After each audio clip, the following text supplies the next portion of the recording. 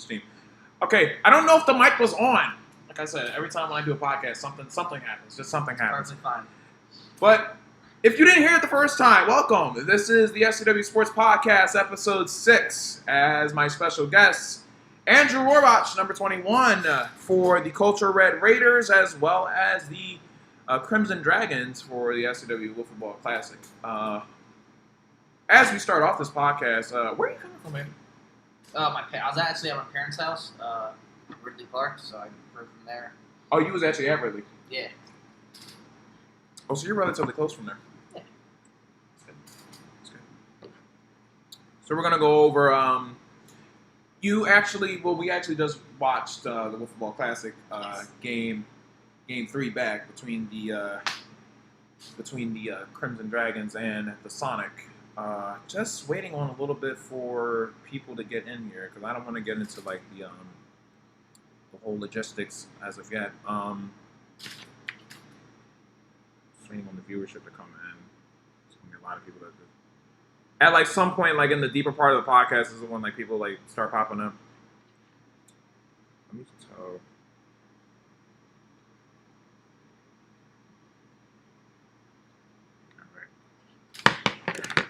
So I hope you guys are doing very good on this Sunday afternoon, as we do have a winner, or not a winner, but victors in the SCW Football Classic Game 3, being a sweep of the Crimson Dragons. But you guys played was absolutely, I don't even know what words to describe. I'm gonna put this back on my stand.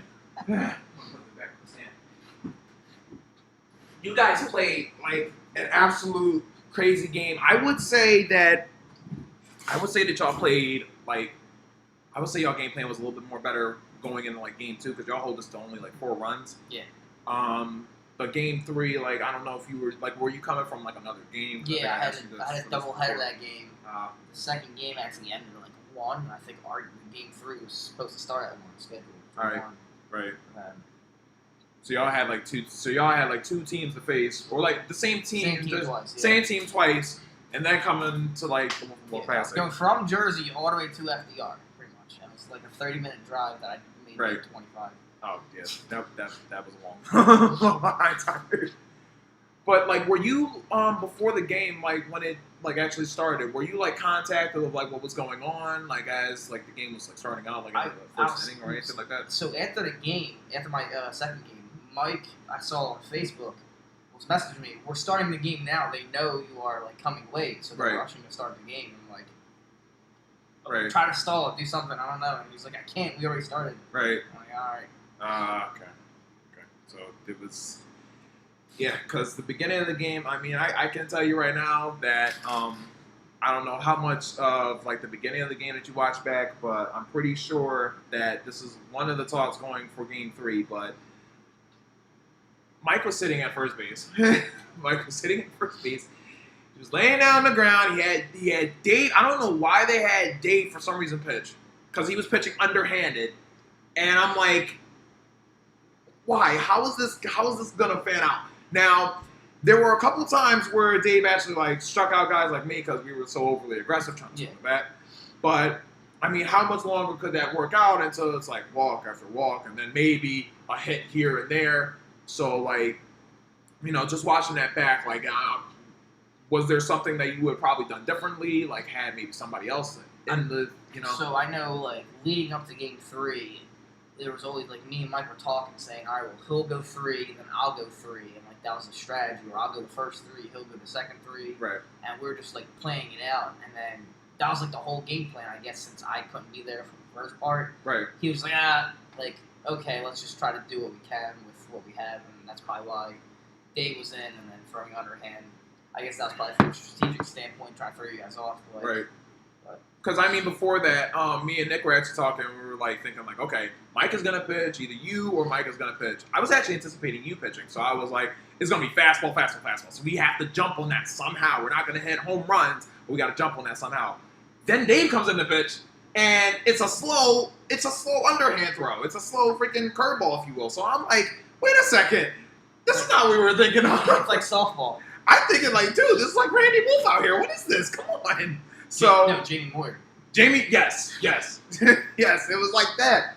So most of our hits were like, I was aiming more so like up, and I was trying to swing more up to try to get a lot of leverage on the ball. But if you look at a lot of my swings, they were like I was getting over top of the ball, and they always ended up as a ground ball, line drive, and something maybe here and there would be a hard hit, but it's not really much. So it's like, we were anticipating much more straight fastball and stuff like that, but that's not how that went out. So, but getting to the game, like, were you informed of like everything that was going on, like, how far we're down, and we need to change this game plan, such and such.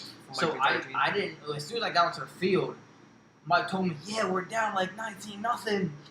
They started the game because they knew you were late. We gotta come back." I'm like, "It's all right. I was like, we got plenty of time. Let's just do what we can, try to at least put some runs on the board." Right. Because we were down by a lot. I was just trying to at least get one run at a time. That was the biggest goal. Right.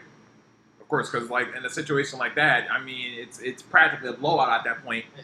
And then going into that, it's like, I mean, what do you switch up? Like what was your whole thing to like switch up for like different players like Rashad, Jakeem, especially Mike? Maybe even said anything the day before that was like, this is a certain way we got to play now because. So like, my big thing was their confidence. Obviously, being down 19-0, it's like it's demoralizing. Like, right. Oh man, we're not coming back. The biggest thing is like, all right, like we still have some type of chance. There's right. a good chance, even though it's slim. There's still a good chance. Let's go one run at a time, one base at a time. That's why I was like stressing. Like even if you see me like pointing like this during the game, I'm like just one base because I don't want to run into a dumb out and cost us more outs that we can't really afford. A dumb out, a double play, and something then I'm like like that, trying to adjust them while the bag, like step back, step up, like move back in the plate, like towards the strike zone a little bit more. So that way they have better hits or the positioning wise, especially where you hit it to. So right. A big thing I was trying to focus on. Was there a lot of how should I say strategic shifts going into like the later innings where you would have like maybe me and Nick or maybe even Jamar come up to bat and maybe you may have told like Rashad, okay, you might need to shift over there. You might have to shift like in the left, a little bit more in the right, maybe some in the middle, so that way we could get an out. Like, was there any strategic with that going into the game? So you guys were like a heavy right-handed like lineup. So like with you and Nick, I always try to have like obviously whoever's pitching is right there, and then either Rashad or Jakeem a few feet behind them, and then me in the outfield. That way, at least I can stop or prevent any home run. If I got to smack it or do whatever, catch it. At least that way we're covered. But like we saw the one hit, everyone was lined up to the left side, and then you go to the right side. And I'm like, oh great. The one time I didn't pull the ball, and I'm like, okay, I'm gonna hit it and let the ball travel and not like pull it so much where I'm gonna just push it right to where I want to hit it at, but I know you're gonna feel that. And there was a couple of home runs, potential home runs, where you actually like robbed me from it, and I'm like, oh my god, I actually was going into the game. I'm like, oh my god, like I think game 2. Where I'm like, how am I going to get a home run off this guy? Because this guy keeps robbing everything that I get. Stop robbing my home runs, man. So I'm like, goodness gracious, like how was I going to do that? So I actually didn't realize. I'm like, okay, Mike is pitching, and it's going to be a fast pitch. It's going to be a pitch with some speed. So let me just back the bat just a little bit and let it just travel. Let it travel, carry the wind, and sometimes you got to trust it like that. So. And it's hard to do because as a hitter, you want to crush the good pitch that you see. As like in game 1, where after I hit Rashad with a fastball to the leg. Purposely. Not on purpose. Not on purpose. But hit him, and then that resulted in you getting a home run off of me, which was, I'm actually surprised that was your only home run in the series. Yeah. Yeah. Because I remember we were doing batting practice beforehand, and everyone's like, Nick's like, oh my god. That's the first thing I'm like, I mean, it's like this dude's gonna crush like everything. Batting practice. I mean, games are different, but the games are different, but still, it's like I still got nervous. I can definitely admit that I got nervous, but I'm like, let me just stay within myself and pitch a certain way, so that way, like I think the way how I saw your swing was like I felt like more of your swing was very low, like you were trying to golf a lot of pitches to get them in the outfield. So I'm thinking like, okay, let me try to go a little bit more of east and west instead of north and south. Because if I try to go low, then you'll crush that one. If I do go north, you might get a good line drive, which a couple of your hits were, and very critical hits in Game 3. So, like, you know, going through a lot of situations with, because I got to ask this, going through a lot of situations with dealing with strikeouts and pop-outs, you know, did you have to switch up your at-bats every now and then? Like, did you have to go, like, okay, there's a certain level of swing I'm going to do here. I'm not going to do, like, okay, I'm going for the fences. I'm going for the grass. I'm going for the line.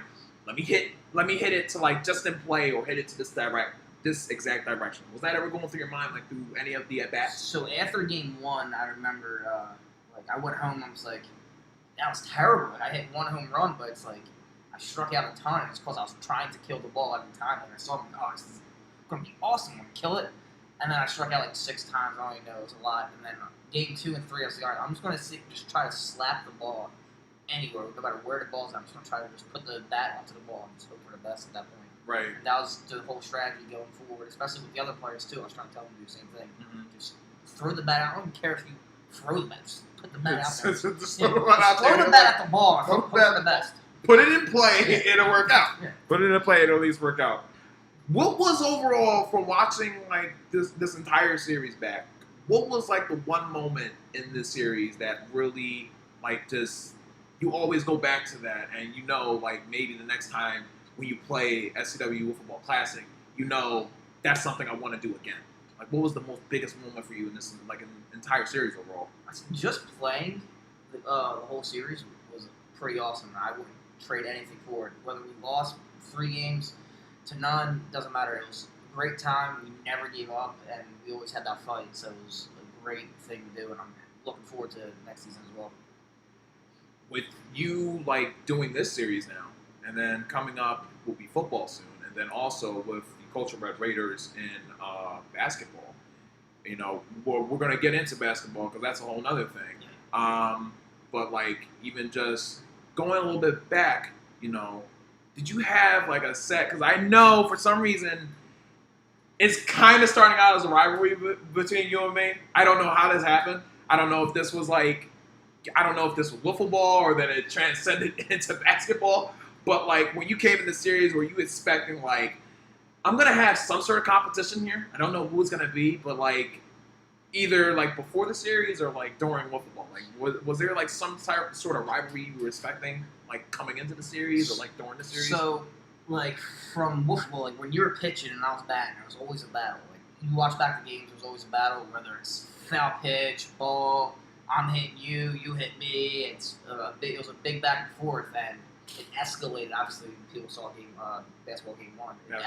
It escalated to a different level there, but it wasn't my goal. Like, I wasn't looking for like a rivalry. I was just like, I have to beat this guy. And, like, that was my whole thing. Like, right. One track mind was him, and then obviously basketball.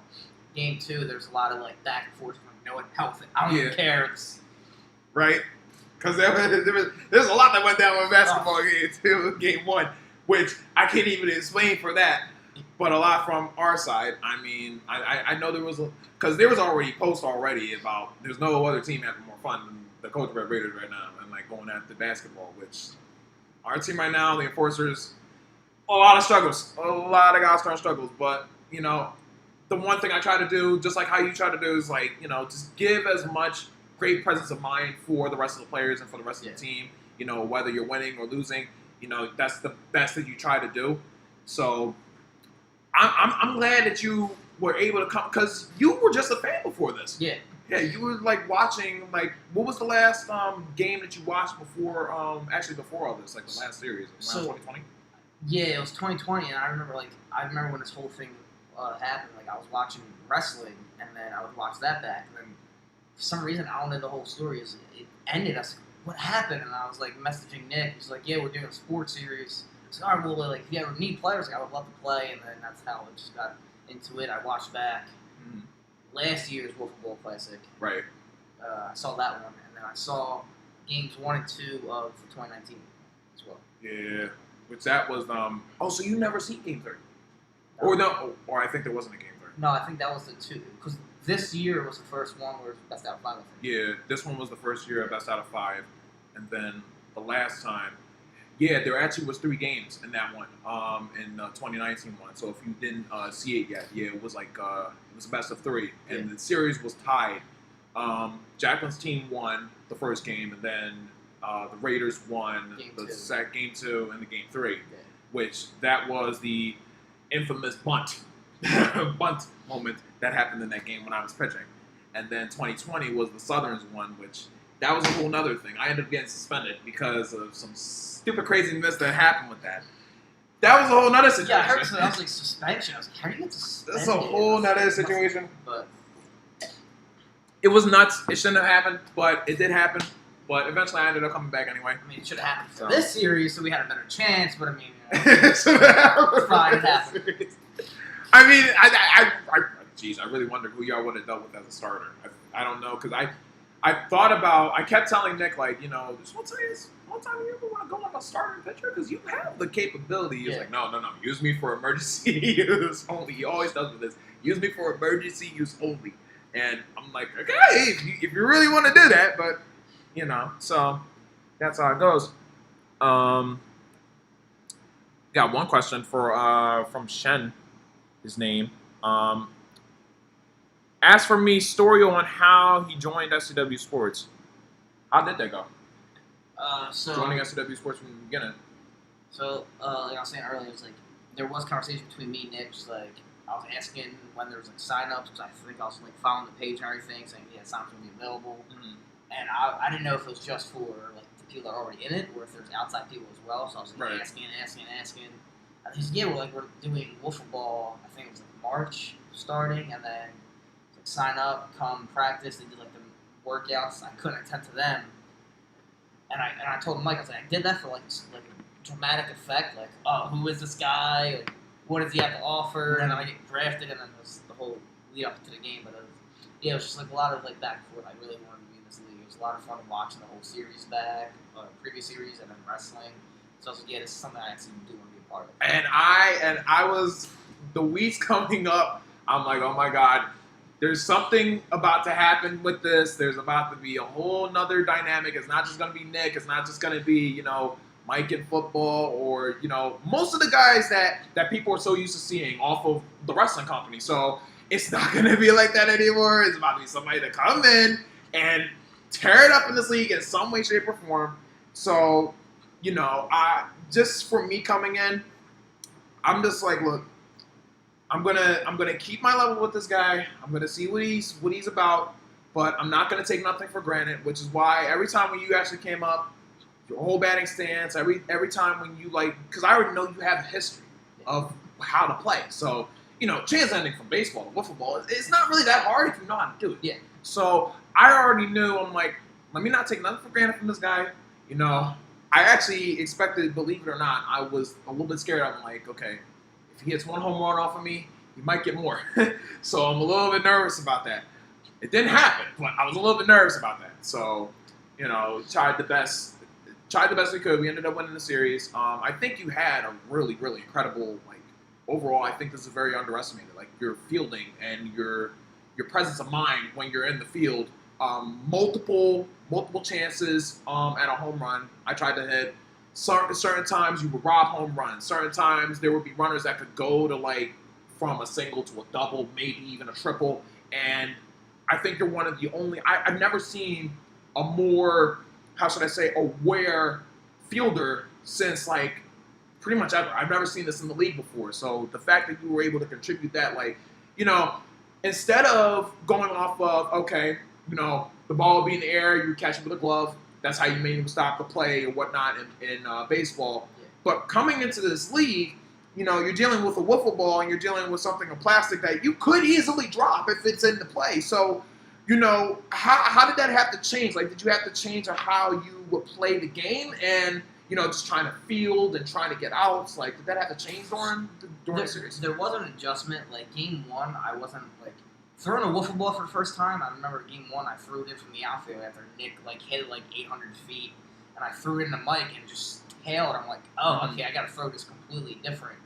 And then when it would come off the bat, I'm fielding, oh yeah, this is totally different than what I'm used to. Right. Even batting too. That's why I was like I was saying, I was making that adjustment because I was trying to kill the ball. I was like, let me just try to slap it because once it gets into the wind or where it hits the ground, it's going to make all these twists, turns, Make jumps, all these different twists, turns, and everything. it's going to shock people. So I was like, let me just try to be as calm as possible. It's basically just like baseball, just different, obviously different ball, and the ball's different, so that changes the whole style of play. Right. So was it very tough, or was it like it wasn't that hard? Like when you got to like game 3. At first, it was tough. Like once game 2 and game 3 came around, I was like, all right, I'm used to this. Like let's get back into the series and let's try to win some games. Right. That's pretty much it. Which I think the best time that y'all had was definitely game 2 because y'all held us to only 4 runs. I eventually ended up hitting a walk-off home run, but I mean, just coming up to that, you were pitching, and you kept us shut down for like most of the time. So it was like it was very, very tough. Like I really think at a certain point, if y'all just like stayed on the gas pedal, y'all could have inched your way back. I even seen it in game 3 where y'all just were itching your way back in some way, shape, or form. It might have been 5 runs, but you had me dropping the ball, you had me trying to dive and miss the ball, you had Nick dropping it, you had a couple pop just bloopers, which I know we all in baseball freaking hate it. The ball goes like 3 feet in the air and then it just stays right there. And then the worst part too, it's like, oh yeah, cool, I got this, and then it falls like flat right in front of you. Falls flat right in front of you. Oh man. You're just like, oh my gosh, like come on, just come to me. Especially, I think it was the one that Mike hit. That was the blooper. It Yeah. fell in between you and. Fell right in between me and Jamar. Fell right in between me and Jamar. And then I ended up dropping it.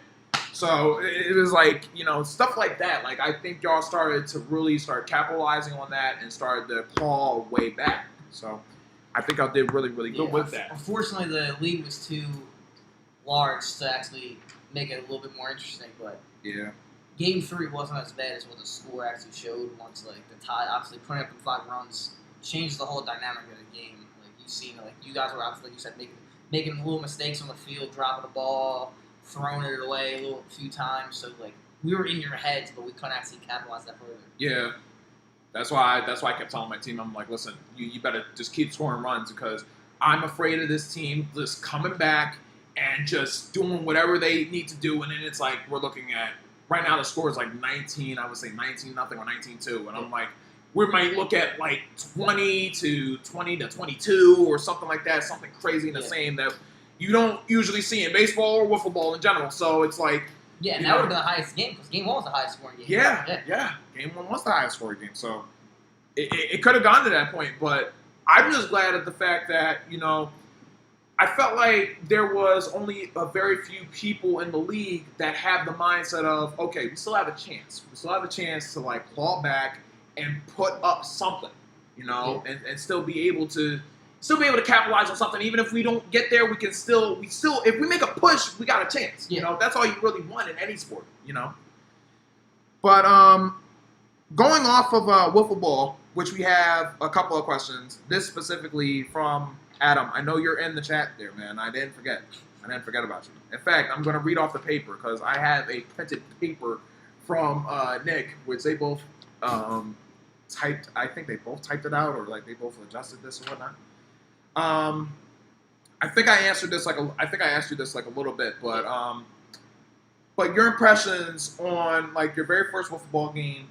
And, like, in general with the league, especially with the different players that you have played with. So, like, what is your impression of all that? Like, coming into this league and, dealing with all these different players, like Mike and Dave, Warrior for the first time, Rashad, my nephew, and even lumping in there, like, guys like, it makes me sad that we kind of forget about him, but Big Paul and Tion with like basketball. So like, what's your impression of like most of these guys? Like, so when I first came in the league, I was like, I'm the new guy, and everyone's just gonna look at me like, who the hell is this guy? So I was like, one of the things like I'm just gonna like keep to myself pretty much, stick with my team, and then like just learn get to know everyone from there. And then like Mike welcomed me in like open arms, all the Dragons did, and then after game 1, we were just all like, yeah, great job. It was like awesome. It was a great experience. I loved it. Like again, it was one of the best. Like game 1 was one of the best experiences ever, especially being new to something. It was one of the greatest things I've ever experienced. So Even though it was like so much money. Yeah. So much money. So much money. So much money. So dirty. Oh my God. Trying to freaking throw a ball like that. Oh my God. I think that was one of the worst. Was that really one of the worst experiences that you probably had, like trying to throw a ball? Because for me, that was like that was like the worst experience. It was just worse in general. It's like you hit the ball and it would just stop right on the mud. Stop right on the mud. And then running, because I remember running from first to second, there was like a huge puddle. So you had to like run around or jump over it. Yeah. And it was completely insane. Or you would have to like actually go in the puddle just to try to field the ball. Rashad had a couple of problems like that in game 1 where he would literally have to go into the puddle and it's like that's not the end of the play. I was running the base and I was like, "Where's second?" I was like, "Oh, it's right here." And stepped on it because I almost overran it. Rashad ended up overrunning the base in like game 3. Yeah, This game was like and then Mike did it too. Yeah. They were second. There's a lot of that, but a lot of it running. We adjusted to it. Yeah. You know, as long as you adjust to it, and it's not you don't make that be a setback for you. Like in the entire portion of the game, you'll be all right. Yeah. But it's a challenge you got to deal with. You know. Yeah, stuff like that happens. So. Yeah. Another question on this list. Jumping into a little bit of basketball. Comparing the differences on being on the Dragons with the Raiders, besides winning or losing, like how is it, like the team dynamic when jumping to Wiffle Ball Classic and you dealt with like the Dragons team with Dave, Rashad, and all them, and then you end up coming into the basketball series with the Raiders. You know, how does the dynamic feel between like both teams? Like, what would you compare like from both teams? Well, for Nick, great person, great coach too. Like when he has a team as a captain, it's like we're going to be like perfection. Like, practices. We're talking about plays, what we're going to do, what we're going to run. And with the Dragons, like we were laid back, but our mind was focused on the game. We didn't want to get too ahead of ourselves, too in our heads, and like just explode. So we were just like it was a exciting, like strict, almost so to say, but we also had fun with the Raiders, and that was calm, laid back. Like, okay, we know what we can do, so let's just try to do it. Right. Might be a little too laid back. Yeah. Might be a little too laid back. Clearly, you got the championship. Congratulations, by the way. Thank you. But I think there definitely was something that you guys could have done a little bit more with that. But I think looking on the next year, I mean, do we have a potential Andrew Rohrbach team coming up soon for football? That's not my call. I'm just saying, like, I'm just looking to play. That's all I care about. I'm saying is there like a possibility? And speaking of which, I'm gonna leave the top question for the next one. But yeah, like I said, like, well, if you was to think about this, and if this was something that you would be like, you know, if you had the chance of doing, would you do it? If you could captain one sport, which I kind of already have my feeling of an answer, but if you could captain one sport in SCW Sports, with being wiffle ball, basketball, or football, what sport would you do? Definitely wiffle ball. Definitely wiffle ball. I would accept that. The Sonic versus the Robots team? Never know. Possibility. Stranger things have happened. Stranger things happen. Especially with the Game 1 rivalry for basketball. Who knows? Yeah. It could lead into the wiffle ball series next year. Never know. That could possibly be. I mean, I'll be up to that. It'd be great television. I'll be up to that. It'd be very great content. It'd be very great content. Also, I hope you didn't forget about this, but seriously, what is your special drinks mix? What is that? Oh, with the chocolate milk. Yes. So what was? I'm a big chocolate milk fan. Like every time I go to work, I have like a half gallon of chocolate milk, and like my big bosses were there. They're like, "Yeah, have you ever had Red Bull with chocolate milk?" I said, "No, but I'm going to now." Oh my God. And then we went to a Wawa for break, and they obviously dared me to do it, and I'll do anything. So I just mixed it together, shook it up, Do we have to drank it. And it was actually better than like you would expect. Better than you would expect? Yeah. Did you ever have like something like this before a game? Were you thinking about it? No. Game 2 of basketball, I'm thinking about it, but I may be sick because the way it's been so hot. So Fair enough. Another question. We got some more from Adam. Going into like going into the league, what advice would you give to like a new player coming in? So anybody that's just like making their debut and someone that's just coming into SCW Sports, like if you were not necessarily if you could be like a captain or just someone that's like a part of the lineup and trying to help someone, what advice would you give them? Like anybody else that's watching SCW Sports and tries to do the same thing that you do.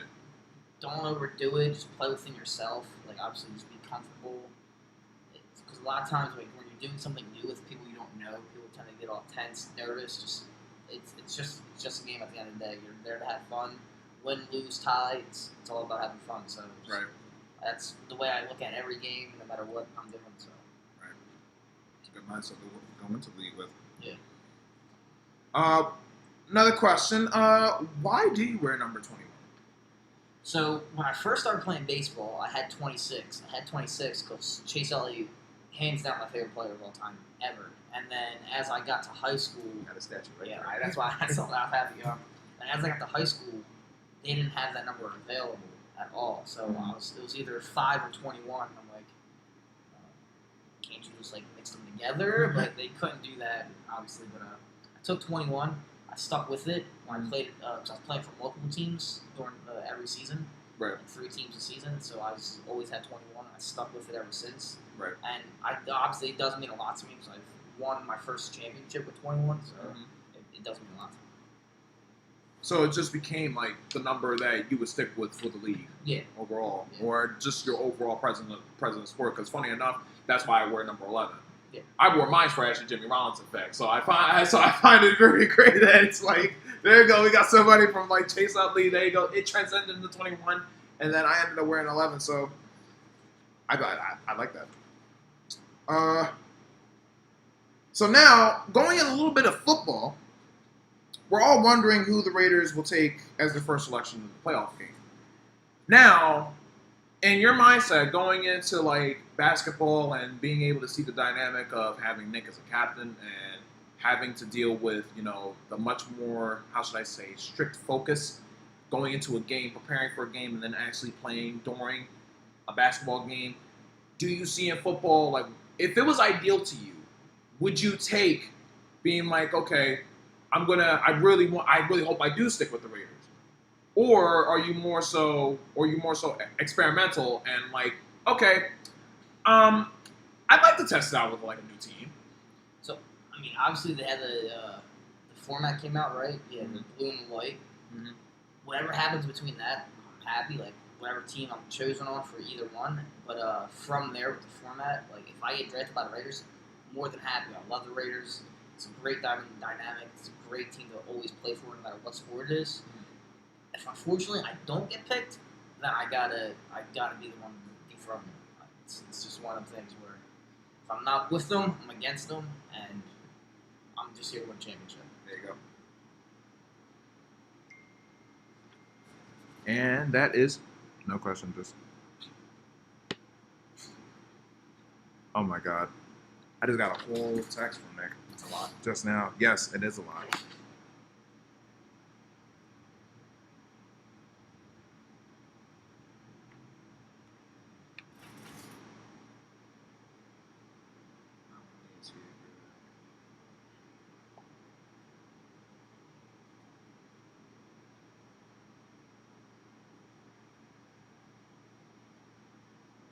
Just about the guess I would like to read. So I'm trying to read off of this, see what he wants me to read off of this.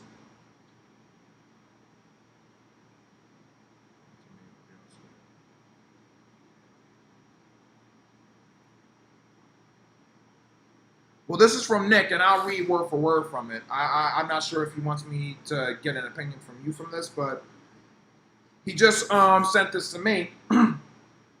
Not only is he a good athlete and teammate, but he also gets quote-unquote it, and what we are trying to do as a league, and the real point of the games. He's an asset of the league. Other players should take notes and seek his advice.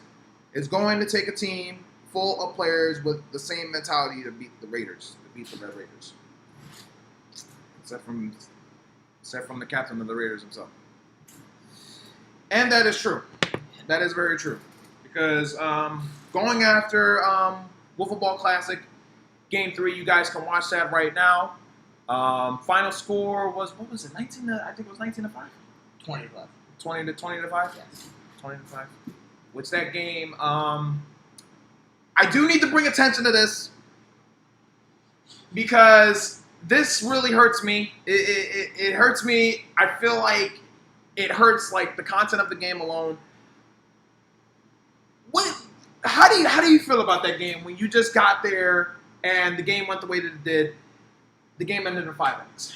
The game honestly ended in 5 innings. How is looking back on it? How do you feel about that? So I came, what was it, around like the 3rd inning? It seemed like around like the 3rd. Yeah, so in them 2 innings, we put up 5 runs. It's like if we were close, it would have been a different story, but putting up 5 runs in 2 innings, we would have had the biggest inning in SCW Sports history for it to even be Game 4 Right. with an extra innings. So it's like, it does suck. We could have maybe had a chance, but like I said, it's a slim to none chance, but I mean, it happened. I have no hard feelings. The other day, something great happened. You won your first championship, so it's just no hard feelings. For me, it just sucks because I'm just thinking like, you know, this was because I've been in the league for at least like the last 3 years, and for me to come into this, I just thought like, okay, you know, this is I finally broke something. Like I've always been on different teams where they've come close, but they never finished the job, and it's like. We always like scratch a claw, but it always ends up, that's it. So now 19 runs, 19 to 5. I thought it was honestly like 19 to 10, 19 to 10, 19 to 6 or something. I thought the game was like 20 to 13. I'm like, okay. That's what I thought too. So, you know, watching the footage back, it pains. It pains. I know I should be celebrating about it, but it's like, it pains for me to be like, dang, it ended 5 innings. One more inning. I know for the fact that just done So it. do you consider your championship like in a different light now that it didn't go the full 6 in the 3rd, or do you still see it the same way? I see it like I feel like there's still. I still feel like something's incomplete there. Like I feel like, you know, there's one more thing we could do. I feel like there's still one more thing that now the Sonic as a franchise, or even just me as a player, like I feel like there's something off I gotta cross out. Like there's one game. Wiffle ball, 6 inning, finish it. Football, 2 halves, play both first halves and get all the way. I think the score is up to it's up to 50 in football. I think it's up to football 50.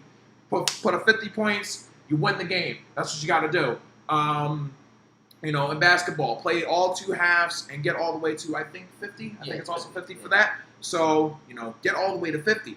So it just really kills me when it's like something like that, just one little thing where it's like, nah, that wasn't everything, you know. So I do see it differently. I shouldn't, but I do, because it's like I was in that moment. If you could notice, like I was very, very nervous because I came into, you know, I'm starting to get flashbacks of like 2019 because I'm thinking like, you know, after through that whole situation, I don't know if you watched like the podcast from like I think it might have been the first one or the second one that I did.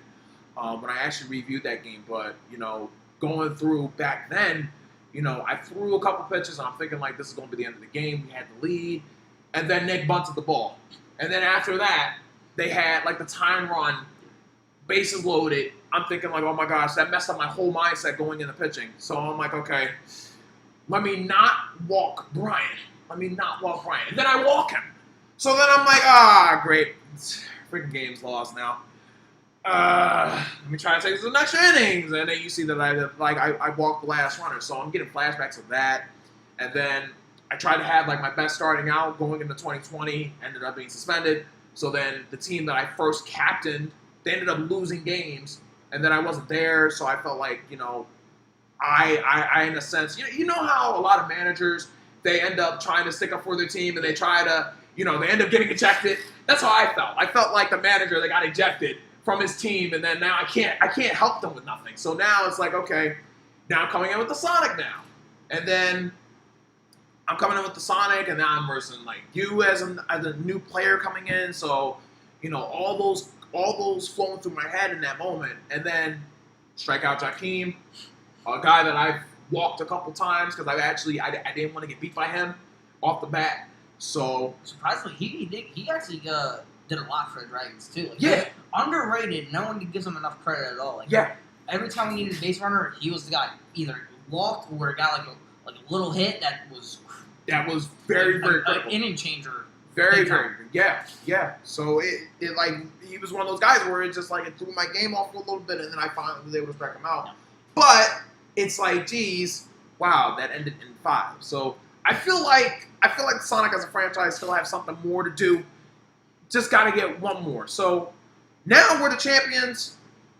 Hopefully now it's seeming like okay, and I can't spoil nothing for basketball because you and I both know what I could say if the rest of the games were released. Yeah. But with that being said, if the Sonic do return, I still feel like let's do it 6 innings. That's why I got a scoreboard. I mean, I'm ready to play the 6 innings now. I'll go gather everybody up and we'll play. I mean, I actually watched the footage back, and I told Nick, I'm like, can I redo that inning? Like, can we just get everybody down there and just I'm all for it. do the game? Like, we do the inning. I'll do it. I don't care. Now, if we do that and then you lose that game and then we wind up coming back and winning the series, would that be a regret? Oh my god. That would actually no, because it will prove how the result could have gone. It'll prove the result that it could have gone. So if let's say y'all somehow miraculously tie the game and then it's like 19 or it's like 20-20 and we're looking at a football score where it's like 25-20. Yeah. I was just thinking about that. I was like, you want to play that so bad. If we play it, may actually change. And then actually history is rewritten. So I mean, if that was something that actually could happen, I've never seen a league ever do this. I mean, you never see MLB or any sport they'd be like, listen, the championship game is done. We're not redoing it. But if it was in my power and we did it, I'd be like, look, I don't care if we give it up and then the next minute, like, either we lose or we do end up winning by like a close game somehow. Yeah. I feel like that would be just complete now at that point. But, it is what it is. But final score being like 20-5, crazy game. We tried the best that we could. We ended up picking up the victory. But like I said before, had to stay in the mindset of put as many runs up and do the best of your ability because this team could scratch a claw and do the best that they could, which all certainly did.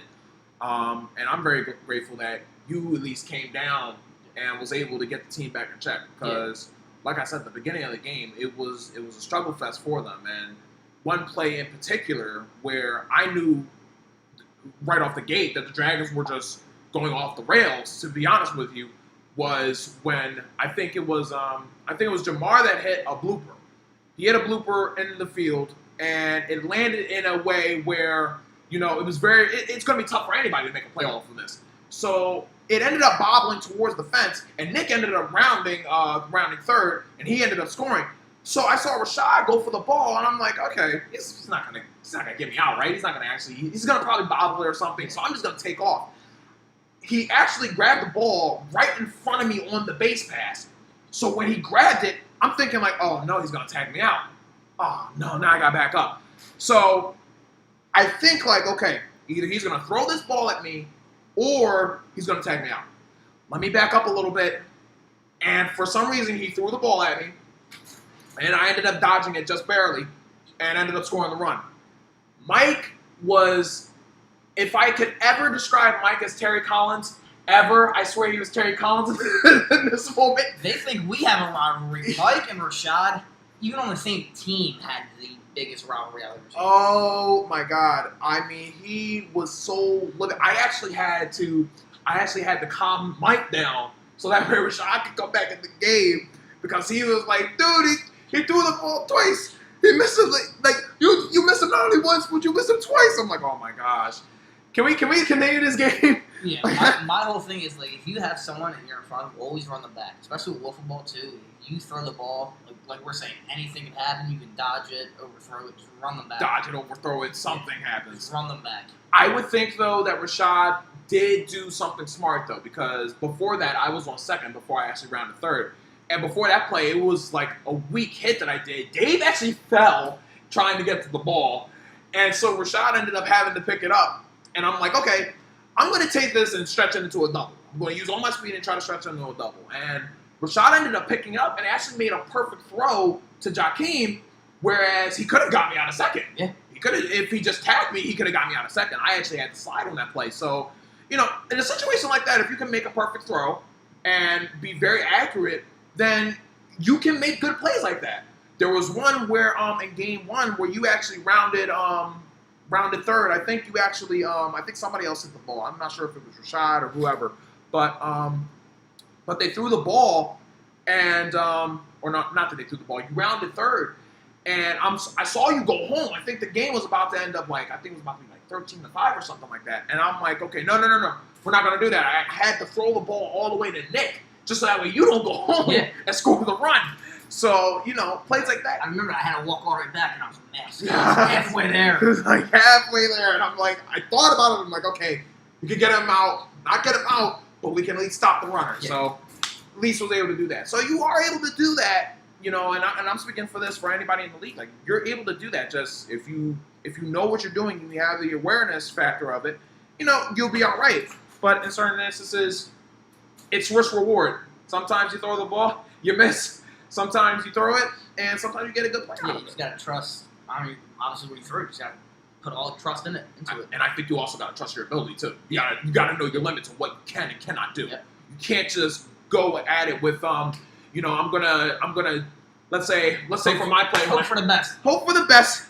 Don't try to dive for a ball and freaking end up thinking like, yeah, I'm gonna catch it so easily.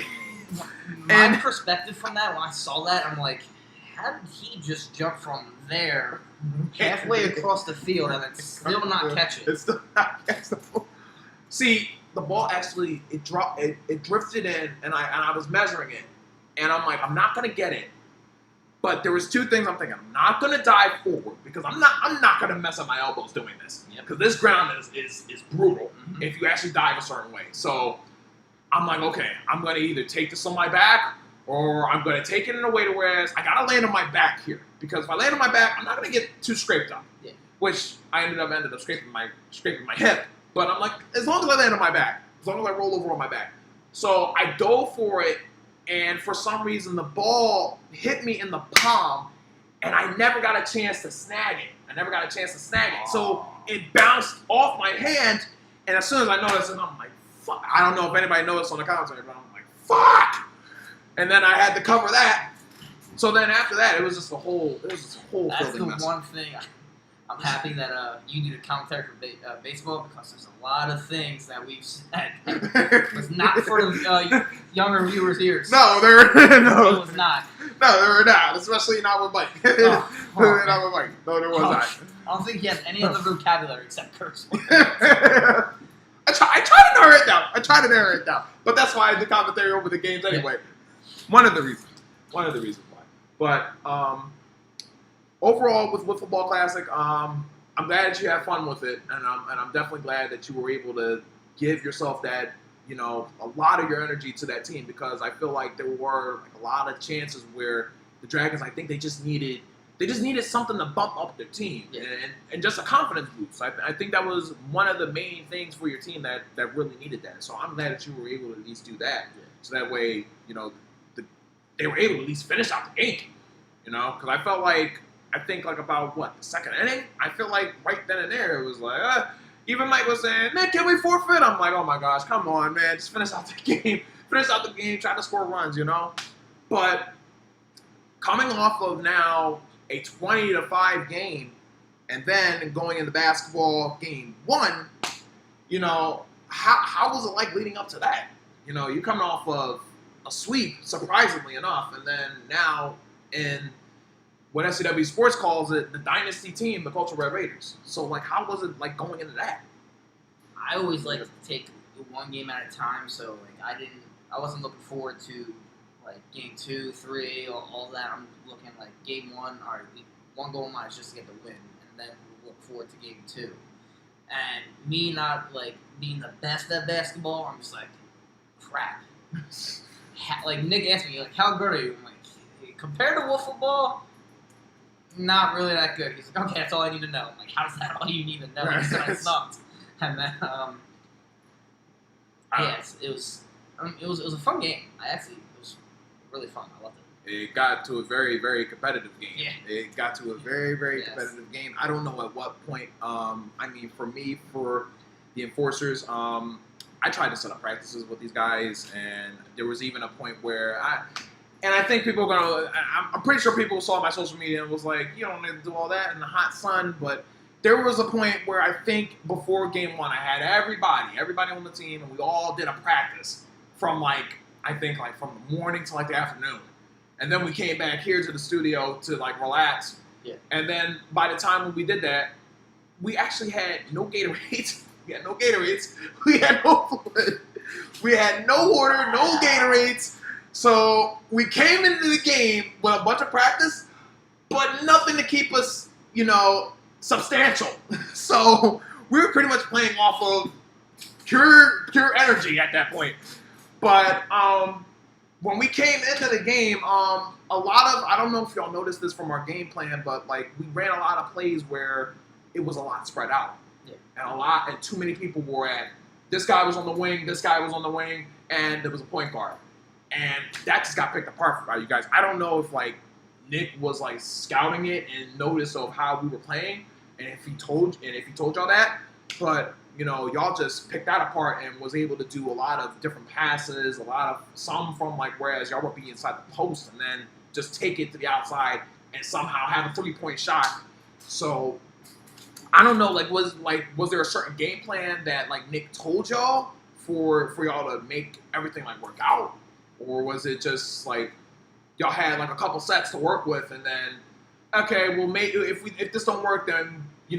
Was there any play that was probably to go off the fly? So we had plays that we talked about, we ran in practice, and when we got to the game, it was just we were more focused on all right, we're just gonna look for the open man and make the best possible play possible. We weren't thinking about let's run this play, let's do this play. It's just all right, play off the ball, obviously offensively, get open space, look for the open man. If not, obviously run across the paint, spread out, So we had to adjust on the fly a lot of times, and that's just from obviously people watching basketball, knowing us also talking on the sidelines, all right, let's do this next time compared to that. And Nick was a great vocal leader, telling us too. He's look, you gotta go down low, or you gotta run out, pass it out, and reset, go ahead, just go for the basket. Right. And that's our whole game plan. Defensively, we had a man and make sure they don't get the ball, and if they do, get the rebound. And we couldn't get the rebound at all because you were jumping over people, Air Jordan. I'm jumping up for a ball. I'm why is he on my back? I'm looking. I'm oh my god. I remember there was one point in the game. I think this was late in the game, whereas you were going at it with me on the sidelines. It was he's a one man kid. He's a one man guy. You let him get the rebound. I'm just steady jumping up, trying to get the rebound in. I'm just hot. The worst part is you'll shoot the ball, and then next thing you know, this is all you see. I'm how did he just shoot the ball from half court, and then he's underneath the basket, jumping up at the looks like he's about to dunk it, and he's going for the rebound. Right. Oh my god. I don't know of how because I try to use enough leg, and jump as much as I can. Yeah, we've seen that. I mean, you see me, I'm just hopping like a rabbit. Yeah. But there was a point in the game where, and I'm not gonna lie, I underestimated one player on your team, which I really regret doing, Jimenez. Yep. Because I thought he was somebody that, he was not. I thought he was somebody that wasn't I didn't think he was very capable of shooting at such a very good rate. There was a lot of plays where I would give him space. And I'm okay, he's probably going to miss the three, and then I'm going to be able to run back for the rebound. So let me give myself enough space to get the rebound. But then he ends up, for some reason, making the three. And I'm just thinking, wait a second. Oh my God, this is not He made 5 or 6 that game? He made 5 or 6 that game. And most of them were open shots. Yeah, wide open shots. Most of them were wide open shots. He was hot. I was here, you can have the ball. I was when I had to pass it to him. It was very hot during the game. And I don't know what changed it for you, but there was one point, I don't know when. I don't know if it was if I made a layup or something like that, but what just got you fired up when it came to, because there was one point where I checked the ball, and I was looking around, and I'm like, what are we going to do? What are we going to do? Next thing I noticed is the ball came right at my face. So it was like I think it was after the injury when I got back in there, and I'm just like, I think you guys were starting to come back a little bit. I'm like, no, like, right, we gotta win. Like, this team, it's like they'll make the shots and then, or they'll miss and they'll get like 8 rebounds back and forth because they keep just like they're shooting, missing, up, getting rebound again, gets back out, shoot, miss again, get another rebound. I'm just like, no, like, we gotta stop this team. And I'm just like, at that point, I was just pissed. I'm like, all right, I'm getting in their heads any way possible. Right. And then that's when I did that, and you got all mad, and it kind of worked. And I was actually happy that I did. I was like, okay. And then this is when I started, underestimating you at a little point. I'm like, just threw the ball in my face. Okay. Let me shoot the 3. I made the 3, and then that's when I said, all right, you make your 3. You make your 3. And then, again, this was another point in the game where I'm like, okay, and it's just not going to make a 3, right? It's not going to freaking make a guy start 3. I gave it enough space whereas I could at least put my hand up, and when I jumped up, all I see is the ball hitting the net, spinning around, and then going in. And I'm like, if it would have missed, I probably just would have told Nick, like, I'm not playing. That was embarrassing. Like, I throw the ball, he shoots it in my face, and then I just completely missed. It was completely. It wasn't a complete miss. It was probably probably one of the best swishers in the game, probably in the series.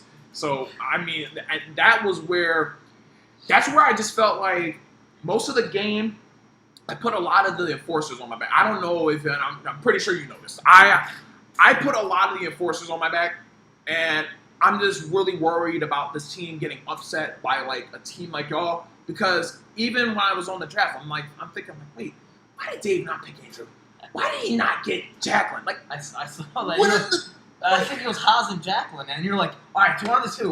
And then he doesn't pick them, and you're like, why didn't he pick them? Why didn't he pick? I'm like, you don't pick Jimenez, you don't pick Andrew. What are you doing? So I'm just like, oh my god, I was happy he got Tion because I knew Tion had like some experience, and we actually hang out every now and then. So I'm like, okay, like that's somebody that's going to be dedicated for the team. But other than that, I don't know how good Jamar's going to do. I don't know how good like most of our teams are. Paul, I tried to get him involved, and the way how I tried to get him involved was actually like a bad idea because I had him on the wing. Another one who I put like in the wing, and I'm thinking like, okay, Paul, let me test it out and be experimental with Paul. And he actually did against you actually, where like I passed it to him and he was like he was struggling, but he had to like dribble all around trying to get around you and pass the ball and get it up. So it was very, very hard. It was like very, very hard. When I was sticking Paul, I'm like, I hope I don't look embarrassing when I'm sticking him because he is huge. I'm like, he's going to like just lay it up and just throw it, just lay it up, drop it in. Just drop it in. I'm going to like this little guy like, no. But luckily, I did what I could. Yeah, you definitely did. You really, really definitely did. Like, I don't know if, like, did you have, like, a lot of practice going into game 1, or was it one of those things that you just had to trust in your abilities most of the time? So I'm mainly a defensive guy. I don't like to take many shots unless I'm open, and then I'll just take them and health it. But a lot of times I don't focus on shooting the ball. I always look for the other man, the open man, and like, if I'm down low and I'll get it, I'll do that. But right. That 3, I was shocked I even made it. Make your 3. And I was actually shocked that I actually did that. That was probably the best moment of game 1. So. I would say so myself. We could have lost game 1, but that's still probably the best part of game 1. So. I definitely think so. And like with that now, like, is that like one of the most like first experiences that you had like with playing on an entire basketball team? Yeah. Like very one of the first experiences. Like, because what type of basketball are you usually like? If you want to play, like just for fun every now and then. Just for fun. There's one time I tried to actually play in a league, and I was there for one game. They played me like 30 seconds, and then I didn't play the rest of the game. So I was just sitting there, like, yay, cool. I was being a mascot. I'm like, all right. And then like they just never had another game again or something. I don't know what happened, but I was like, all right, well, I played 30 seconds, so it didn't make a difference. Yeah. Played for like a minute, but then you made yourself. The worst part was it too. I started, and then we scored, and I was like, all right, come out. I'm like, all right, like whatever. I just see what happened, and then I just didn't go back in. I'm like, okay. But you still made. I think you definitely still like ended up making a huge name for yourself in the league. I think it really started to come to show when it came up to basketball, because for more than one, I mean, like, if there was anyone who was probably your most challenged, like, who in the Enforcers were really, like, the most challenging to you so far? Like, going into, like, all these different games that you would say? You, honestly. I mean, game one, playing against you, it's, like I said, the rebounds is hard. You're, like, so quick, and then you're just, like, all over the place. It's hard to keep track of you. I'm like, he's right over here, but he's over here. He just got by me, and then I'm just, like, trying to, like, just hope for the best. Not trying to foul you. Right. But it's, like, your quickness, I can't stop. Yeah, and you very much, like, I don't know how you did it, but, like, I get the ball, and, like, they pass it with you defending me. I cannot post up. I can't do it. I cannot do it. I'm looking forward to game 2 with Hood. I mean, he's a big presence on the court, so I don't know how that matchup's going to work out. He does. Dave, the captain. I'm not looking forward to him. I might have to fake an injury or something. I don't know. Yeah. Speaking of which, how is it going with the Rohrbach ones? From what I told with the reveal, they look cool. I love it. I love the shoe. I don't have them in my presence yet. Nick said they're going to be there for game 2. There's going to be a reveal for it, so that's what I'm hoping for. But I was just as shocked. He told me about it. We got something for you coming. I'm like, all right, that sounds great. Like, he didn't tell me what it was. Right. And then he dropped the reveal. And it's actually awesome. Like, get my own shoe in the league. Like, it's like 3 months in. It's awesome. Yeah, because I think you almost you nearly injured yourself. I don't know how this happened, because I think it was on the collision with Jackie because for some reason I'm still shocked to this day. I don't know how you actually took the worst of that, but I threw the ball, and I'm like, I saw Tion go one way, and I'm like, okay, he's gonna get it, and then I saw Jackie, so I'm like, she's not gonna try to go and get it, so she's probably gonna play back. So I threw it to Tion, and all I see is you and Jackie collide to each other, and I'm like, oh my god. I actually was shocked that Jackie didn't freaking go back, like all the way back. I thought she was gonna like hit the ground like the Rock, took a stunner. Like I thought she was gonna go all the way back. When we were on the bench, she was like, "Yeah, did you hit your head? I hit my head a little bit." I was like, "I'm so sorry. Like that's not purposely. Please tell me it was not purposely." But like I remember when I went down, everyone's coming over to me. I'm like, "Just go check Jackie." Like I'm more worried. Like I just ran into her. I'm worried. Focus on her and then come to me. Like she's okay, then come to me. Like that's the biggest. I don't want to hurt another teammate, so check on them first. Right. That was that was very scary. Yeah. But I'm glad you both came out okay. But it was one of those instances where I'm like, that wasn't even my intention. You can even see where I literally just, when I saw it happen, I'm like, oh my god! I just threw my whole hat away. I'm like, oh my god! Please don't tell me nobody got hurt here, because we don't need this. We really, really don't need that. I mean, like. Even if it's, again, the opposite team, I'd rather nobody get hurt. Yeah. Period. I hate seeing people get hurt. I've been hurt plenty of times. I don't want to see anyone get hurt at all, ever. Yeah. That's what I don't want either. So that's why I was very scared probably the most about it. We have another question. Surprisingly enough, this is actually from Jackie. What surprised Andrew most about the league so far? Now playing like 2 different series now. That's a good question. Baseball, football. Surprised me most about the league.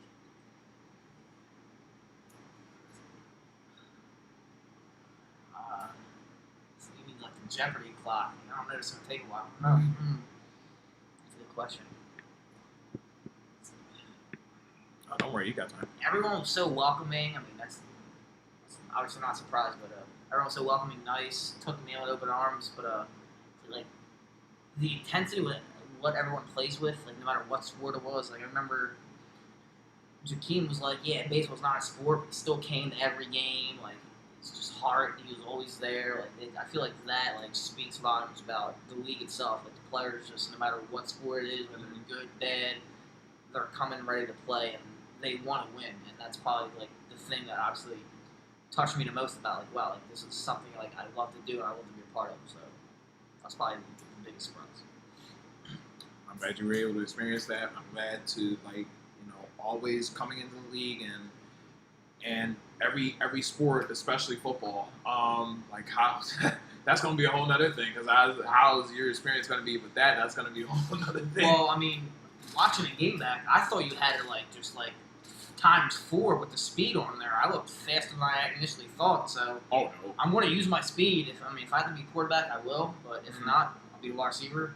If whatever the team needs me to do. But what would you prefer if you was to think about it? I'm there whatever's best for the team. So if they need me to be quarterback, I'll be the quarterback. If they need me to be wide receiver, I'll be the wide receiver.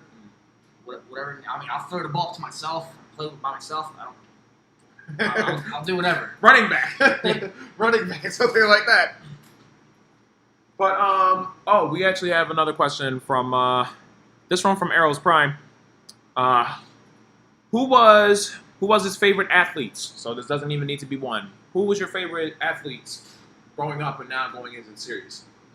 So definitely Chase Utley. I liked Victorino just because he always played with just such enthusiasm and such he was a character on the field. Played so much intensity. And then Dustin Pedroia, he always had that mean look on his face where he's played no games at all. He was just dead serious, and that was probably, for baseball at least, that's what it was. Football, probably Trotter. Love Trotter. Love Jeremiah Trotter. I got to experience Brian Dawkins. That's definitely my favorite if I had to say any. But yeah, a lot of. Were you able to just watch him or actually go to a live game and actually see him play? So I never actually went to a live game. I've always watched him just obviously through TV. Games are expensive, it being 8 games a year at home, but I've always watched him through TV. Dawkins, I loved. He always hit the crap out of people. Oh my God! I loved it, but I was I feel like Dawkins is one everyone loves. I want to be different, so let me like somebody else. And Trotter was that guy. I like Javon Curse just because his name was cool. I would play Madden, but I gotta get Javon Curse. Javon Curse. You want to do that in the Madden Bowl?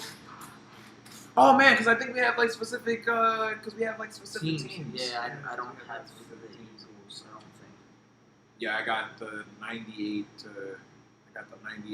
and I think Tion had I had the 2005 Eagles, and then I think Tion has 98. I'm not sure. Did you pick a certain team?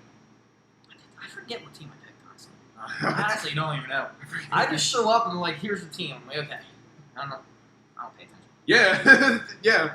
Definitely showed that up for the win. We did that. Whatever I'm asked to do, I'm there. Fair enough. And that's the mindset that Nick, as well as me, everybody in SCW Sports, we all look forward to. We all look for that, especially even just even in gaming. We look for that. Yeah. Because I don't know if you guys saw in this, but we recently just had our little victory on I think it was WCW NWO. It was Revenge. The Revenge. It was on Revenge. Whereas me and Andrew actually played the game, and it was versus Nick and Tion, and it's for the win season 2. And I remember when I was just oh my God, we don't know how to freaking. I don't know what I do. I'm thinking oh my God, this is terrible. How the heck can I control the buttons like this? Yeah, I had no idea what I was doing. I never played that game before. I was I was just thinking TJ has to take control because I'm not doing it. I didn't even realize you said for me to take control. Cause I was in the same mindset where I was wait, what the heck do I do? How do I pin? How do I? And then I couldn't even get in the ring. I saw Nick and Tion getting in the ring. I'm how do I get in the ring? I'm how do I get off the apron? Right. That was so. Oh my gosh. But then we ended up freaking 2 gosh-darn victories back to back. I was look. I'm gonna pick Goldberg. I'm gonna spear him all the time. Spear him constantly, and then I'm gonna get the win. And then I was then when we did, it was Chris Benoit Bret Hart. It was Chris Benoit Bret Hart, and I'm oh my God, listen, we're gonna do this. We're gonna do this the right way. We're gonna use some Hall of Famers, and we're gonna make this a very, very great win somehow. And it was better too because Nick was oh, these are two of my favorite wrestlers. Yes, we beat him with 2 of his favorite wrestlers. Yes. Funny enough, I actually, because I didn't even realize it, but when we was actually in the ring, right, I was actually damaging his head a lot, and that's what Nick actually told me. If you damage the head a lot or you damage a certain limb, then you get a very better chance at getting a tap out or something like that. So, when the bell rung, I'm wait, did we actually win? Oh, we answered that. Yeah, I heard it was like ding ding. I'm like, what just happened? And then it said winner. I'm like, There's yes. the winner. All freaking going that crazy. You guys can watch For the Win. It's on Facebook right now as well as on YouTube, so you guys can watch that as well. So we had a nice little fun with that. Adam,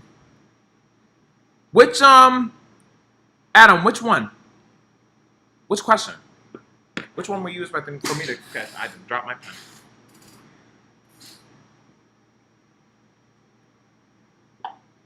I'm not sure if which one you wanted me to ask, Adam. But whatever you do, you get back to that. Okay.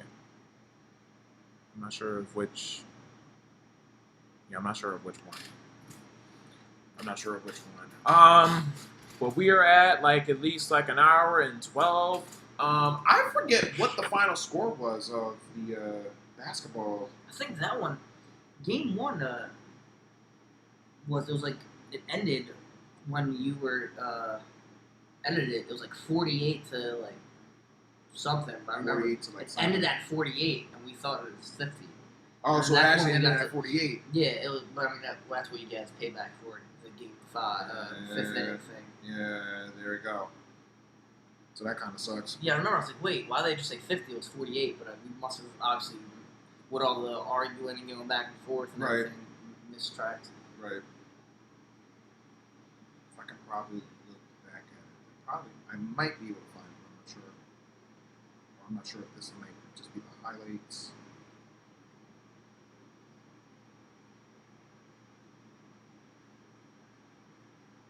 Let's see. Yeah, it's 43 to 22.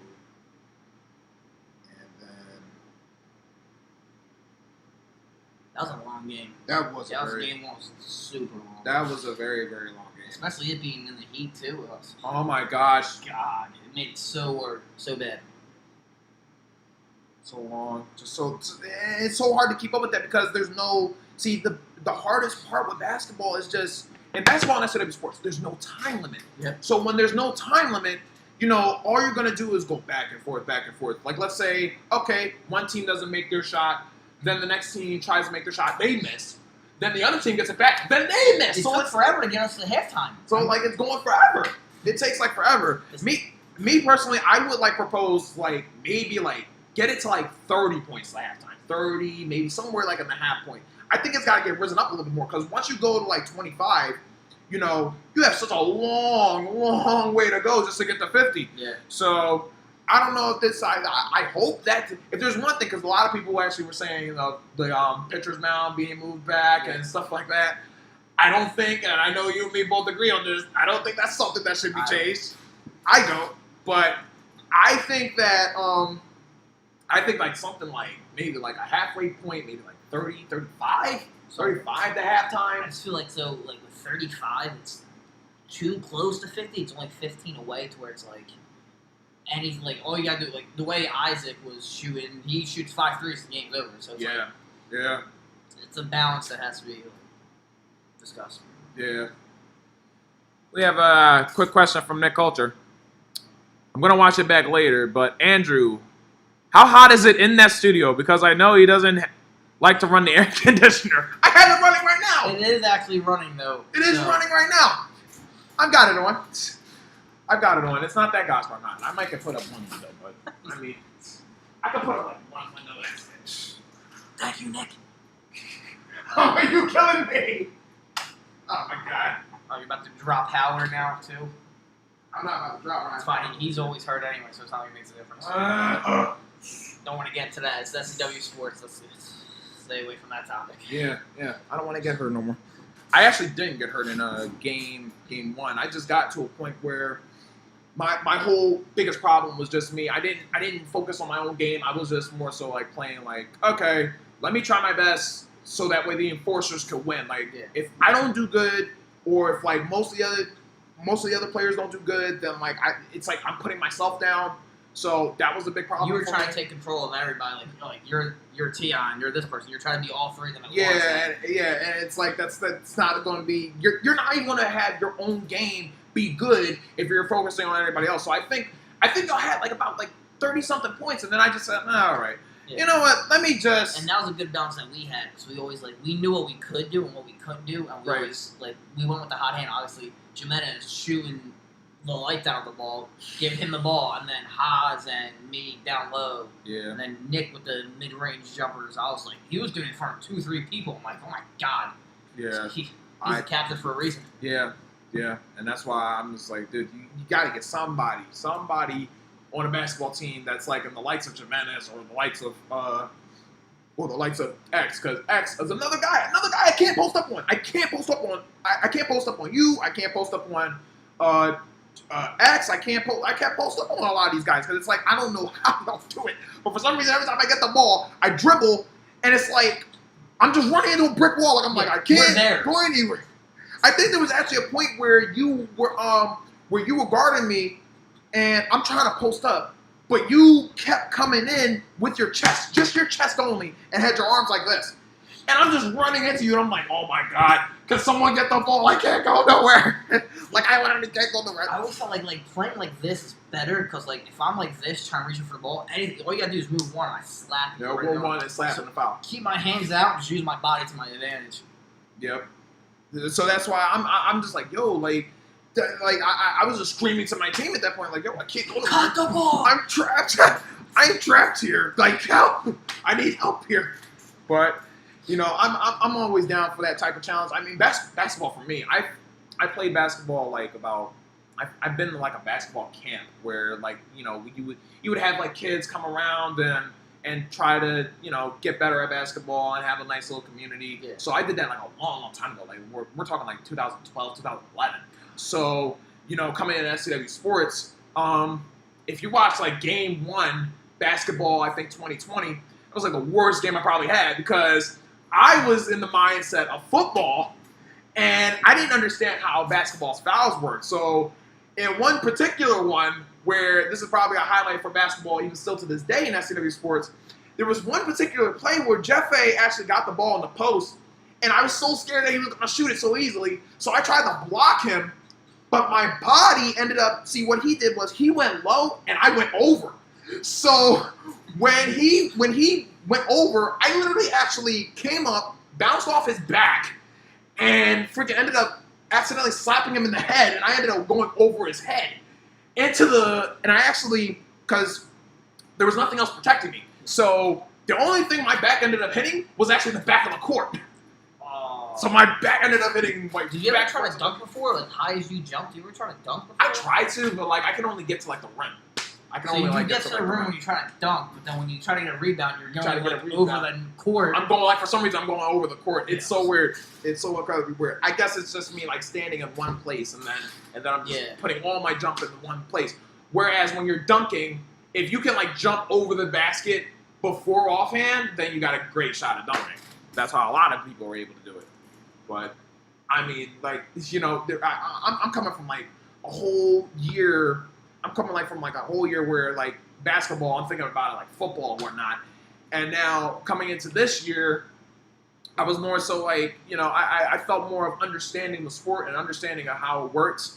So, how to get a lot of space. This is how I got a lot of takeaways, a couple of steals here and there, understanding the rebounds, and trying to be able to because with basketball, I understand you got to really use your body to its best potential. You can't just be if you know how to shoot threes, which I was trying to tell people like my dear to not shoot threes all the time, you got to understand that you go in and try to get 4 points. You can get 4 points by just being 2 feet from the basket. Yeah. Or go ahead and try to just shoot from, a little bit back from the paint, not too far, maybe midway from 3-point to 2-point.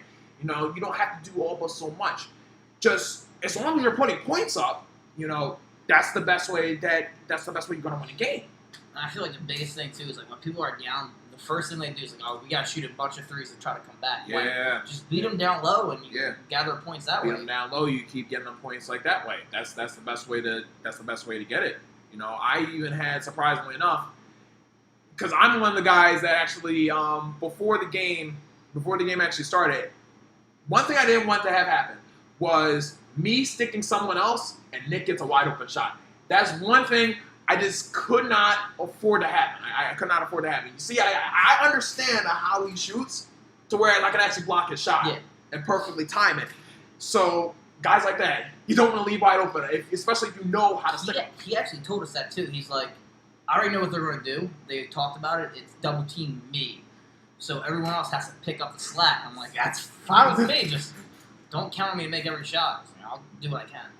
Well, I mean, y'all were shooting. Y'all shot like at the perfect, like just at the perfect time for y'all to shoot it. I saw they had, didn't they, with the stat for after game one, there's the field goal stats were on there. Yeah. It was like, didn't you guys shoot like 1 for like 18 from like the 3 or something? Probably like I think I had like 20 attempts. 20 attempts and probably 20-something attempts missed shots. And I'm like, oh my God. I saw that, I was like, wow. I was like, that many shots I missed? Like, that's what you don't put on the... God. You don't put that on the stats. I mean, yeah, I'm like, God. I mean, I'm not...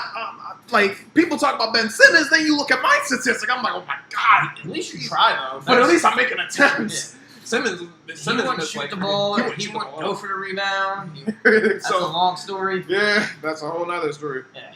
That's a whole nother story about that. But, I mean, yeah, that's why I saw that statistic. I'm like, oh my God. Because I actually was watching the game back, and I'm like, this missed shot, this missed shot, this is another missed shot. Oh my goodness. But I was actually trying to adjust to the court. And that's why I'm actually shocked now. Now that the game is over, did y'all have any, what was the specific, what was the practice that y'all would do for that court? Because the court is very, very bouncy. Yeah. So when you would throw the ball to the hoop, that backboard, it's not reliable. It will just simply go right off the backboard and come right back. So, what was the practices like for trying to practice, shooting on that court? It's different. It's like when we're practicing, we're not practicing directly on that court, so it's different. So we shoot on a regular court and all our shots are fine. Right. We get to this court, we're shooting the ball. Oh yeah, it's going to go in. Bounces 9 times, then falls out. It's completely different. So you got to adjust in game on the fly. And Nick was telling us that too. It's like careful how hard you shoot it, careful how soft you shoot it. Obviously, you don't want to airball, but you also don't want to shoot it to where it's bouncing back into the foul line and someone's getting a rebound. Yeah. Because I was actually telling my team after that game, I was like, listen, you gotta drain your shots more. You gotta just aim for the ball actually just going in the hoop. Yeah. You can't rely on that backboard. Because it's unforgivable. It's completely unforgivable. Yeah, I remember playing basketball, they're always shoot from the box because then it'll go in. Shoot from the box. You can't shoot from the box on that court. You can't shoot from the box on that court. So it's years of being told that from everybody that even knows basketball alone. Yep. Anybody will tell you, just hit it off the backboard, it'll go in. But that one you can't even do the backboard unless you're going for a real easy layup. And even then you have to keep the ball back. Even the layups, I shoot it off the backboard and it bounces out. And it bounces out. So I was more mad about it bouncing out than getting the rebound. Right? I was like, what? Because you want the ball to at least have you get a good shot selection. You at least want it to go in at least enough to where it's at least got a chance to go in. Now, if it bounces out, I'd rather it go in and then bounce back out than it just completely just just going boom and just going completely away. That's probably one of the worst possible things. But overall, with basketball game 1 to be specific, I'm glad to have played that game. I really wanted to lead the Enforcers in a much more, how should I say? Because I felt like the Raiders coming in. I felt y'all were coming in so strong coming in, because they had Jeffe at the time, and they had Jeffe, they had Haas, they had a lot of different players. Whereas they were so strong against the Legends team that I played with Nadir's team a year back. So I'm thinking they have something already set in stone for what they're going to do in basketball. So, I really wanted to get the team over in a way to whereas they at least stood a chance against y'all. Yeah. But that remains to be seen with game 2 and game 3. So when people do see that, then that remains to be seen. But I was going into that with just so much of the mindset come on, I really want this team to do this and do that, but then they're not doing it. So it's okay, now I got to focus on what the heck I can do. Yeah, frustration builds. You go in there, all right, here's our game plan, and then game time comes and it's not actually going through with that. It's frustrating. Mm-hmm. I can imagine.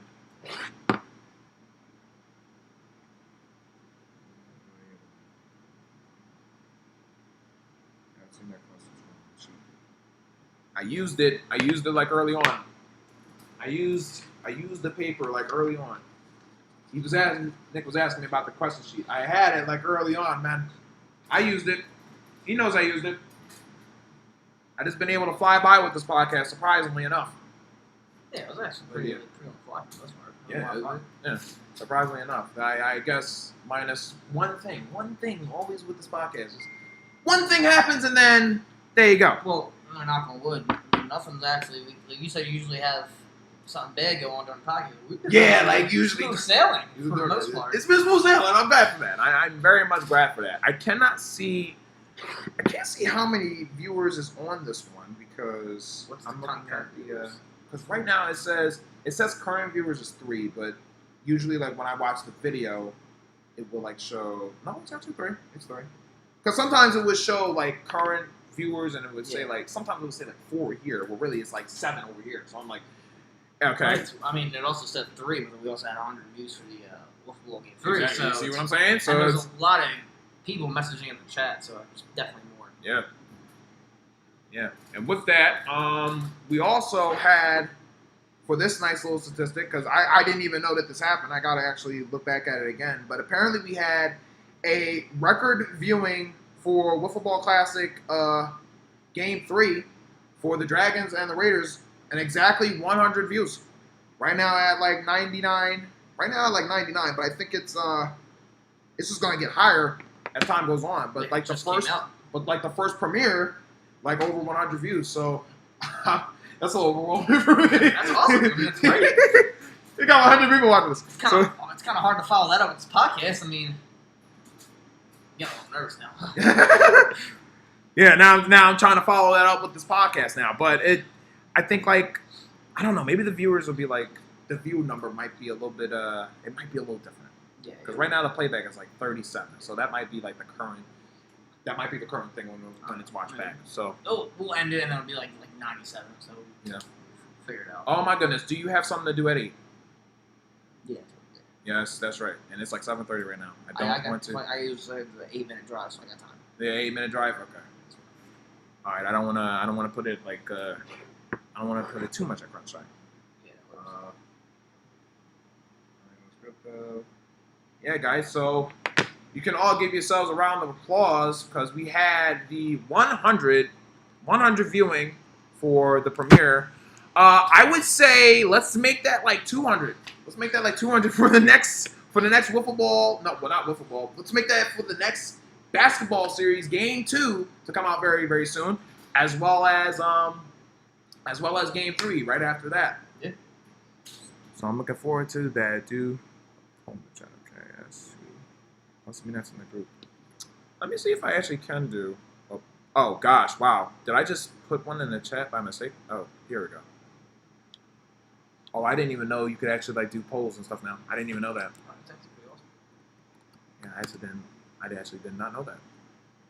See, I put a poll in here by mistake. With no question. With no question at all. So it's like yes or no. It's just yes or no. I'm gonna need like something like here. Like let me see. We're gonna put a poll in here really quick. We're gonna put a poll in here for the next podcast guest, which has been instructed to me. So let me know what you guys think about the next guest for the SCW Sports Podcast. See if I can add in all these options. We got a couple. We have a couple here.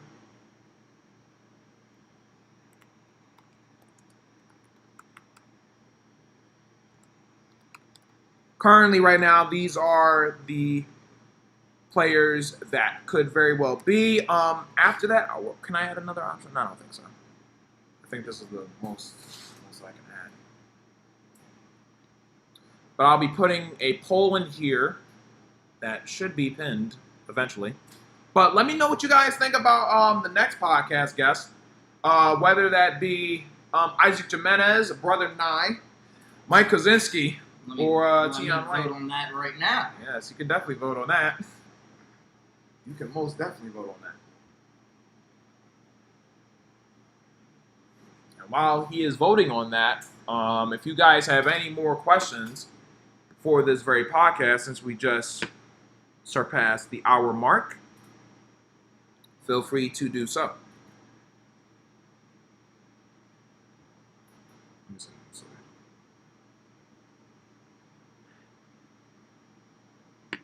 I read that.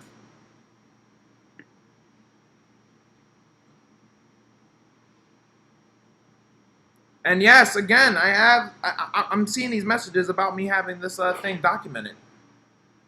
Did you just vote Night Deer? Yes, I did. Oh my god. My god. Oh my freaking goodness. Yo, Teach, we got that podcast. After he interviewed me for game 1, I was like, what question did you just ask me? I had no idea. I forget who was next to me. I was like, what did he just ask me? Were you so tired, like, during that? Or is it like... At that point, the game was over. I was like, all right, I want to get home now. And then he's like asking me a question. He like said the question twice. It was like, why is 21 your favorite number? And 21's your favorite number, why? I'm like, wait, what? Can you repeat that? I don't understand the question. I was like, and then I just look. I'm like, what do I do next? How do I get out of this interview? That's what Nick did. He actually just walked away from the back. He's like, he straight up just walked away. Walked up. I'm not getting trapped in an interview when I did. That's at least what he thought. But with the entire not wiffle ball. I keep thinking of that in my head. With the entire basketball series right now, currently about to be released. How do you feel so far as like dealing? In fact, I'll even include the Dragons, right? Well, not the Dragons. I'll include the Sonic. You know, from facing the Sonic and then now also facing the Enforcers. Like, what is your take on both teams going through like different series so far? They seem like a team. Like each sport's difference is like with the Sonics for baseball, wiffle ball. I was from baseball a lot, but wiffle ball. There's a lot of like obviously you, Nick, Hood.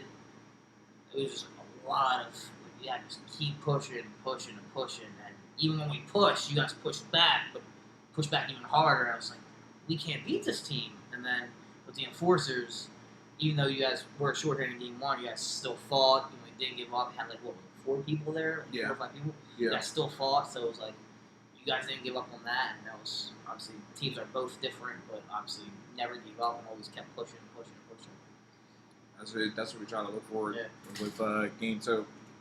You know, is this rivalry going to keep going on when it comes to like football? Wait and see. You'll wait and see. All right, we'll wait and see. I'll let them see and enjoy the content. Yeah. I'll let them see and enjoy the content. But I always look forward to this. I always have fun It's a lot of fun. So, I'm not sure if we have any more questions. So that wraps up just about for the SCW Sports Podcast. I have no other questions from what I see, and we have at least gone past the almost past like the 1 hour 30 mark. So we just flew right by with this. So it was really good. It was really good. Yeah, it was a lot of fun. It was really good. It was really, really good. I hope to have you back for this. Thank you guys so much for watching this edition of the SCW Sports Podcast, episode 6. Tune in soon for episode 7. We will see on who is the next guest. I will reveal that very, very soon. Very much on social media or whatnot. Oh my gosh, did you ever get my message, by the way? You never got my message, did you? What? It was about the, yeah. Don't worry about it. It's already forgot next Thursday. So It's all right? Thank you. Yeah. All right. Because I was gonna let her know about that. No worries. No problem. But yes, we will see you guys next time in basketball series game 2, Enforcers versus Raiders game 2. We will see what happens next with number 21 here, and see about the next podcast. So far, we got Tion White. Everybody's even now. And Isaac. Tion, Isaac, Isaac, Nadir, and Tion. They're all even right now. No, I don't think you would probably want to do it anyway. Basketball now. Yeah, because after freaking wolf football. Yeah. Wolf football's a girl sport. That's seriously what he said. Wolf football's a girl sport, apparently. But that's my Hey, he was the captain for the girl sport, so. yeah. And then also Crimson Dragons, like from Crimson Dragons to Raiders being like the secondary quarterback for that team. So gonna see about how that goes down. Yeah. But, Tion's leading in this now. Tion's leading in this poll right now. And so far, Jimenez and Just end it real quick. Hopefully, I'll take an idea for you. I'll leave it for a little bit while this podcast ends. I'll leave it for a little bit like that. But once again, guys, thank you guys so much. We very well appreciate it. I'm glad to have Andrew here for this podcast. I'm pretty sure this will not be the last podcast that he's on. So tune in for when he's on the podcast next, or for the next thing the Attack Dog has for you going into basketball and then as well as football, because I'm very, very intrigued to see how that goes, whether you play like wide receiver, quarterback, or whichever team that you're on, and especially for the coming future, because if you want it from me, I'll say it today here.